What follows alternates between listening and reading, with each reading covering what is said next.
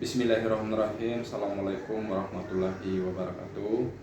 Alhamdulillahirrabbilalamin. Wa bisnata'inu ala umuri dunya waddin. Wassalatu wassalamu sarafil anbiya'i wal mursalin wa ala alihi wa sahbihi rasulillah ajmain. Amma ba'du. Baiklah, perkenalkan, nama saya Sujarwo MPD. Saya bekerja di Dinas Pendidikan dan Kebudayaan Provinsi Bengkulu pada cabang Dinas Wilayah 8 Karangtinggi Kabupaten Bengkulu Tengah sebagai Kepala Seksi Pendidikan Menengah Atas dan Kelompok Belajar Paket C. Baiklah, saya adalah peserta pelatihan kepemimpinan pengawas reguler angkatan pertama di Badan Pengembangan Sumber Daya Manusia Provinsi Bengkulu. Baiklah, saat ini saya akan mereview kembali materi tentang kepemimpinan yang wideosaranya adalah Bapak Untung Putrajaya SPD MM. Kepemimpinan, ya.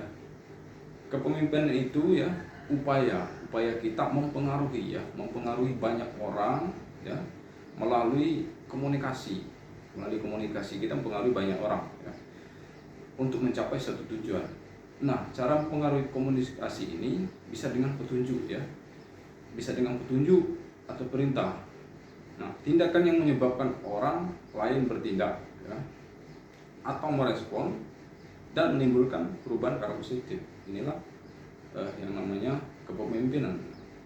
Nah, kekuatan dinamis penting sekali dalam kepemimpinan ini, di mana kita harus memotivasi, ya, mengkoordinasikan organisasi, ya, dalam rangka untuk mencapai suatu tujuan.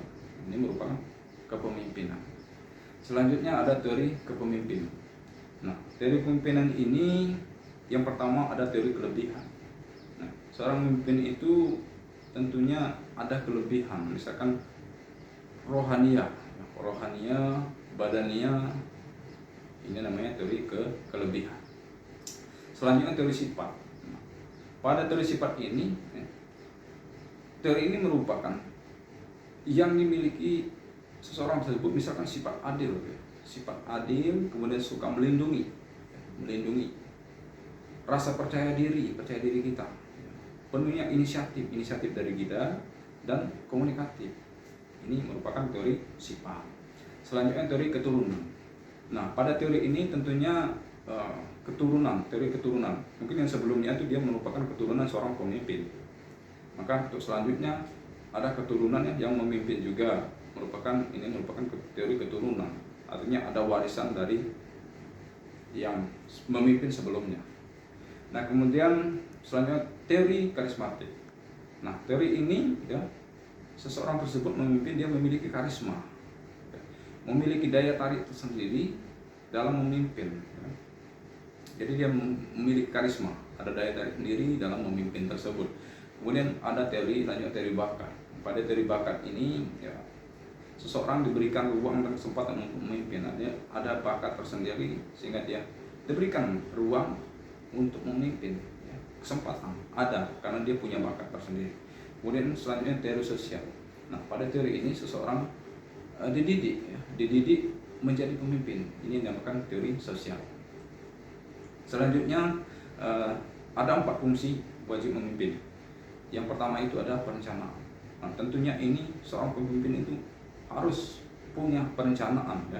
Tentunya kita mempunyai tujuan, ya, tujuan strategi, ya, untuk mencapai tujuan tersebut serta mengembangkan rencana aktivitas kerja organisasi. Nah, kita harus wajib punya perencanaan seorang pemimpin tersebut.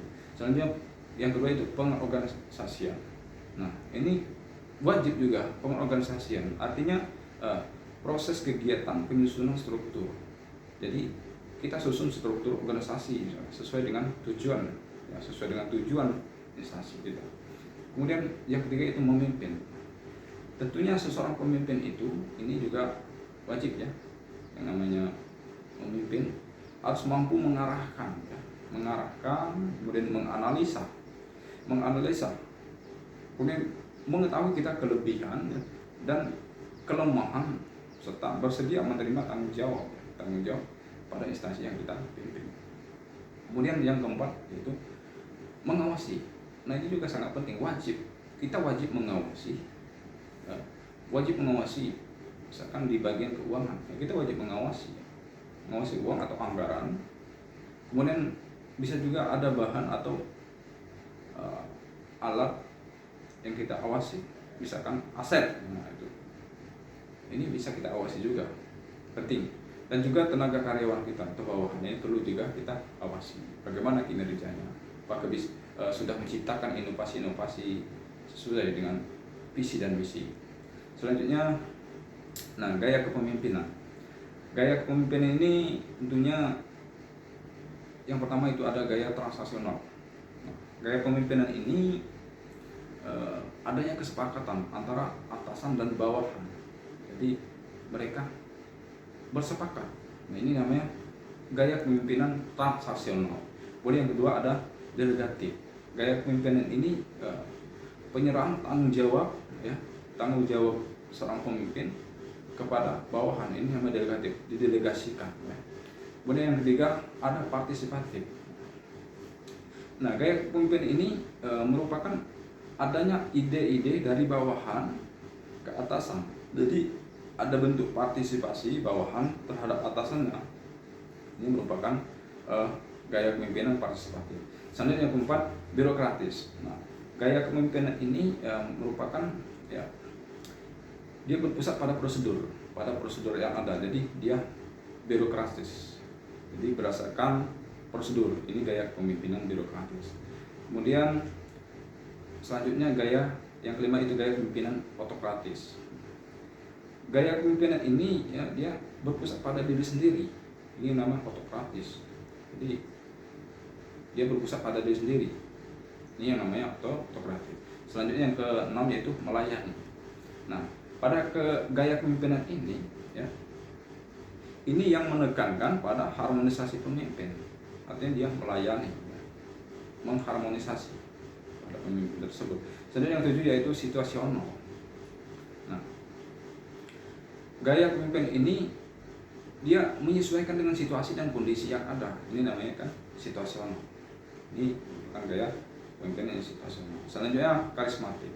Nah, gaya kepemimpinan ini yang punya karisma dan rasa percayaan dirinya dalam memimpin tersebut, ini namanya karisma. Kemudian yang terakhir itu 9 gaya kepemimpinan transformasional. Nah, gaya kepemimpinan ini, ya, merupakan penyerahan keputusan, ya, keputusan hasil rapat, ya, bersama, ya, mementingkan, ya, kesejahteraan bawah. Jadi dia ada hasil rapat, ya, hasil keputusan rapat bersama demi mementingkan kesejahteraan bawah. Ini merupakan gaya kepemimpinan transformasi.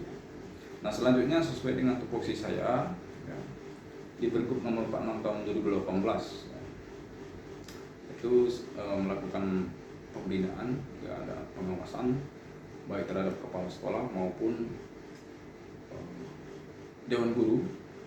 Nantinya terkait hal ini saya akan memberikan suatu inovasi kedepannya dengan cara mendisiplinkan guru agar tertib dalam mengajar pada sekolah menengah atas negeri dan sekolah-sekolah lainnya. Tentunya nantinya kedepannya saya akan memberikan suatu inovasi dengan cara mendisiplinkan ada sebuah aplikasi kehadiran Bapak Ibu, baik itu pengawas ataupun kepala sekolah, sehingga saya bisa mengecek langsung kehadiran apakah dia berada di tempat tersebut, ya. Saya menggunakan teori birokrasi, ya, berdasarkan prosedur, gaya kepemimpinan birokrasi, artinya berpusat pada prosedur. Saya akan menerapkan ini untuk pada instansi wilayah yang saya pimpin. Mungkin itu yang dapat saya sampaikan. Lebih dan kurang mohon maaf, pada Allah Maha Ampun. Wabillahi wal taufiq hidayah. Wassalamualaikum warahmatullahi wabarakatuh.